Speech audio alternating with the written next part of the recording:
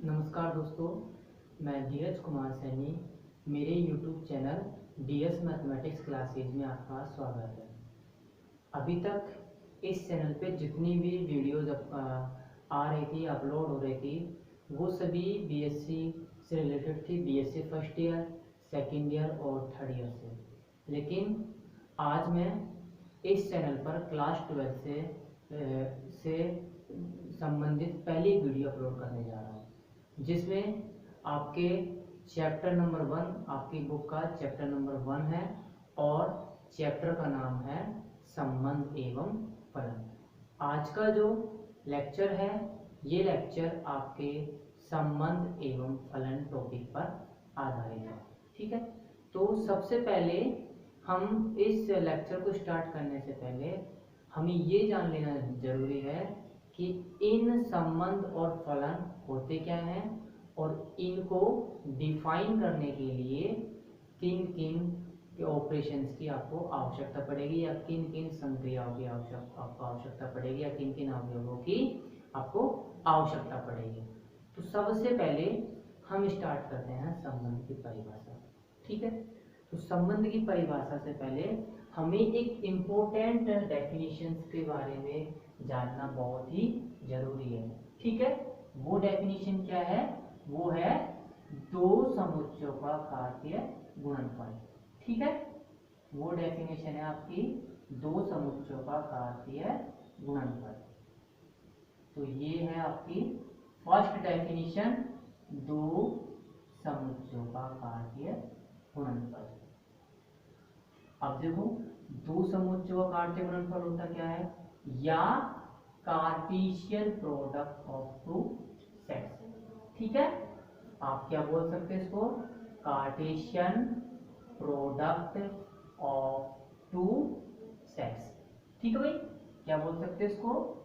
Cartesian product of two sets. आप देखो, दो समुच्चयों का घातीय गुणनफल होता क्या है? ठीक है भाई, तो देखिए, आपने दो समुच्चय ले लिए, दो समुच्चय ले लिए आपने ए और बी।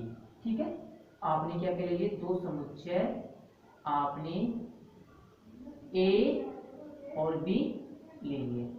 अब देखो, ए और बी की भी दो कंडीशन है। या तो एक कैसा सेट होगा? रिक्त समुच्चय, मतलब एम्प्टी सेट, या फिर क्या होगा? Non empty set. इसी प्रकार बी की भी दो कंडीशन है, या तो बी एम्प्टी सेट हो सकता है या फिर नॉन एम्प्टी सेट हो सकता है। लेकिन ये कोई मायने नहीं रखता। जब आप दो समुच्चयों का घातीय गुणनफल ज्ञात कर रहे हो, तब ये जरूरी नहीं है कि सेट एम्प्टी हो या फिर नॉन एम्प्टी, ये कोई मायने नहीं रखता। सिर्फ आपको क्या चाहिए? ओनली दो सेट चाहिए सिर्फ, चाहे तो वो एम्प्टी हो या फिर वो नॉन एम्प्टी हो, कोई मायने नहीं रखता। ठीक है, कोई जरूरी नहीं है। अब देखो, आपने दो सेट ले ली ए और बी। ठीक है, तो इन दो सेट्स का घातीय गुणनफल को आपको, इन दो सेट्स के घातीय गुणनफल को आप किससे व्यक्त करते हो? व्यक्त करते हैं इनके घातीय गुणनफल को ए क्रॉस बी से। ठीक है, इनके घातीय गुणनफल को किससे व्यक्त करते हैं? ए क्रॉस बी से व्यक्त करते हैं। और डिफाइन किस प्रकार से करते हैं कि इस घातीय गुणनफल ए क्रॉस बी में एलिमेंट किस टाइप के होंगे? इसमें एलिमेंट होंगे ऑर्डर्ड पेयर टाइप के या फिर घातीय युग्म टाइप के, जिनका प्रथम अवयव, मतलब इन घातीय युग्म का प्रथम अवयव तो किससे होगा? समुच्चय ए से, और द्वितीय अवयव होगा समुच्चय बी से। ठीक भाई, कहने का मतलब ये है कि आपने दो सेट लिए, तो उन दो सेट्स के घातीय गुणनफल को ए क्रॉस बी से व्यक्त करते हैं। डिफाइन किस प्रकार करते हैं कि ऑर्डर्ड उन अवयवों का समुच्चय जो कि क्या हो? उन ऑर्डर्ड पेयर का कलेक्शन, या उन सभी घातीय युग्मों का समुच्चय जिनका प्रथम अवयव प्रथम समुच्चय से और द्वितीय अवयव द्वितीय समुच्चय से बिलोंग करता हो। ठीक है, तो ये इसकी डेफिनेशन हो गई।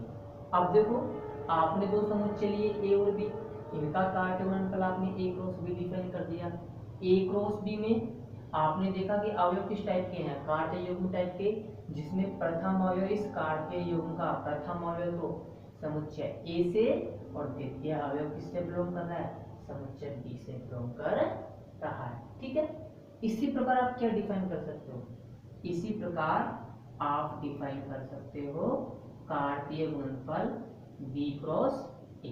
ठीक है, इसी प्रकार क्या डिफाइन कर सकते हो, कार्तीय गुणनफल बी क्रॉस ए। इसमें इस समुच्चय में वे सभी कार्तीय युग्म होंगे, इस समुच्चय में वे सभी कार्तीय युग्म होंगे जिनका प्रथम अवयव तो क्या होगा, जिनका प्रथम अवयव तो समुच्चय बी से बिलोंग करेगा और द्वितीय अवयव किससे बिलोंग करेगा, द्वितीय अवयव समुच्चय ए से बिलोंग करेगा। ठीक है, तो आप कोई भी दो सेट लिए तो उनका कार्टेशियन प्रोडक्ट आप इस प्रकार से डिफाइन कर सकते हो, या तो आप ए क्रॉस बी डिफाइन कर सकते हो और बी क्रॉस ए आप डिफाइन कर सकते हो। तो ये तो आपकी डेफिनेशन होगी। अब देखिए इसकी डेफिनेशन। ठीक है, तो डेफिनेशन देखो,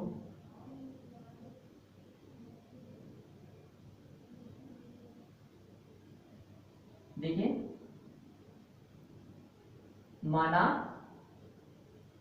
माना ए और बी, माना ए और बी कोई दो समुच्चय है। ठीक है भाई, माना ए और बी कोई दो समुच्चय है। ठीक है, ए और बी क्या है, कोई दो समुच्चय है। तब तब तब समुच्चय ए और बी के, तब समुच्चय ए और बी के कार्तीय गुणनफल, तब समुच्चय ए और बी के कार्तीय गुणनफल को, ए और बी के कार्तीय गुणनफल को किससे व्यक्त करोगे, कार्तीय गुणनफल को ए क्रॉस कार्तीय गुणनफल को ए क्रॉस बी से व्यक्त करते हैं। ठीक है, ए क्रॉस बी से व्यक्त करते हैं। ठीक है, तथा निम्न प्रकार परिभाषित करते हैं, तथा निम्न प्रकार परिभाषित करते हैं, तथा निम्न प्रकार परिभाषित करते हैं। ठीक है, तथा निम्न प्रकार परिभाषित करते हैं। आप देखो किस प्रकार से परिभाषित करते हैं, आपको पता है, अभी बताया था कि कार्तीय गुणनफल को व्यक्त तो किससे करोगे, व्यक्त करोगे ए क्रॉस बी से। ठीक है, और डिफाइन या इसको परिभाषित किस प्रकार से करोगे कि उन सभी संभावित क्रमिक युग्मों का समुच्चय जिनका प्रथम अवयव तो किससे बिलोंग कर रहा हो, समुच्चय ए से बिलोंग कर रहा हो, और द्वितीय अवयव समुच्चय बी से बिलोंग कर रहा हो। ठीक है, तो ये आपने कार्तीय गुणनफल डिफाइन कर दिया। इसी प्रकार आप क्या डिफाइन कर सकते हो, इसी प्रकार आप कार्तीय गुणनफल बी क्रॉस ए भी परिभाषित कर सकते हो। ठीक है, इसी प्रकार कार्तीय गुणनफल, इसी प्रकार कार्तीय गुणनफल बी क्रॉस ए, इसी प्रकार कार्तीय गुणनफल बी क्रॉस ए परिभाषित कर सकते हैं। कार्तीय गुणनफल B cross A, B cross A परिभाषित कर सकते हैं, बी क्रॉस ए परिभाषित कर सकते हैं। ठीक भाई, बी क्रॉस ए परिभाषित कर सकते हैं।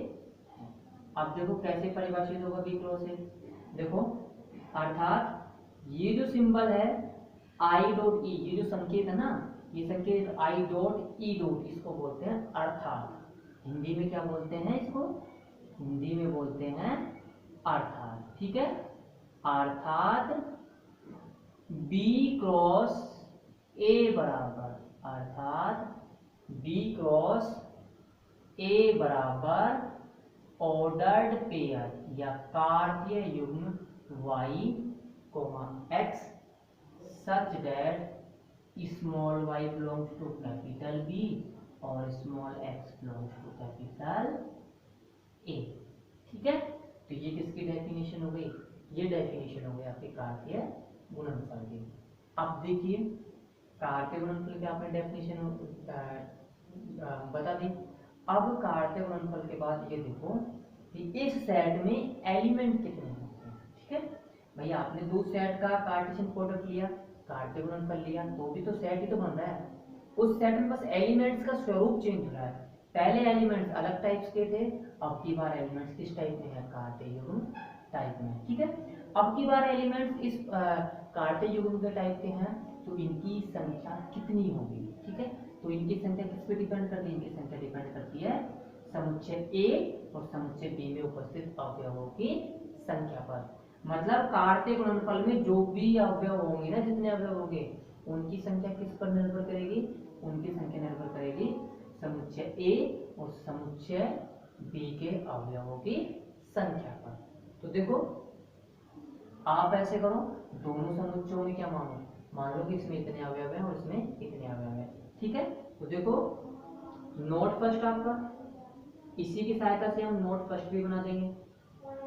देखिए आपने मान लिया, माना समुच्चय ए में, माना समुच्चय ए व बी में, माना समुच्चय ए व बी में, माना समुच्चय ए व बी में क्रमशः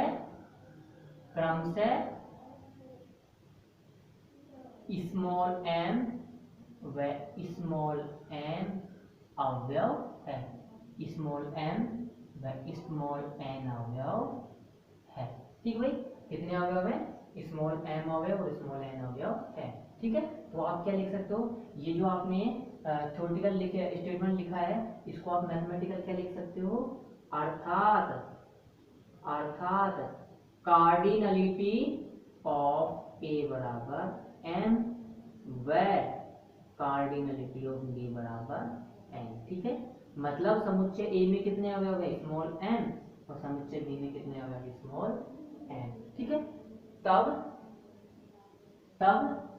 कार्तीय गुणनफल,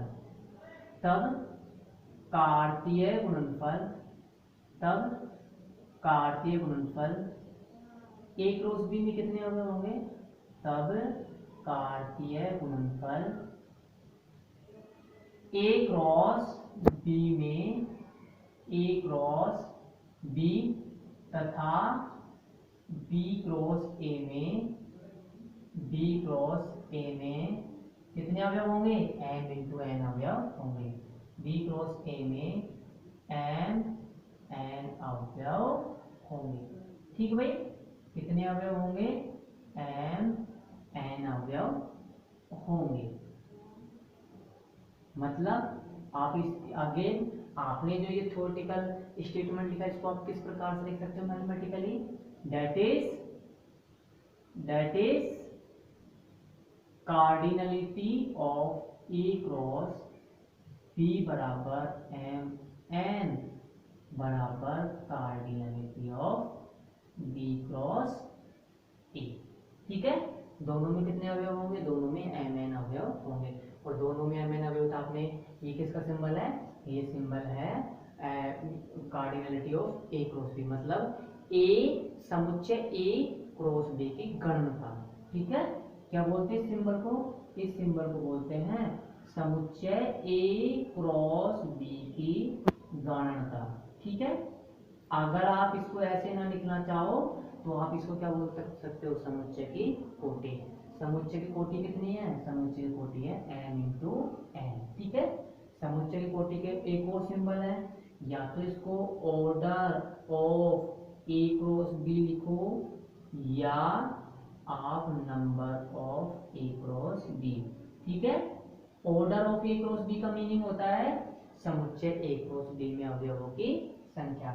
इसी प्रकार number of A cross B का मतलब होता है समुच्चय ए क्रॉस बी में अवयवों की संख्या, और इसका मतलब होता है इस सिंबल का ए क्रॉस बी की घनता। घनता मतलब उसमें कितने अवयव हैं। ठीक है भाई, तो आप कोई सा भी सिंबल यूज कर सकते हो, कोई प्रॉब्लम नहीं है।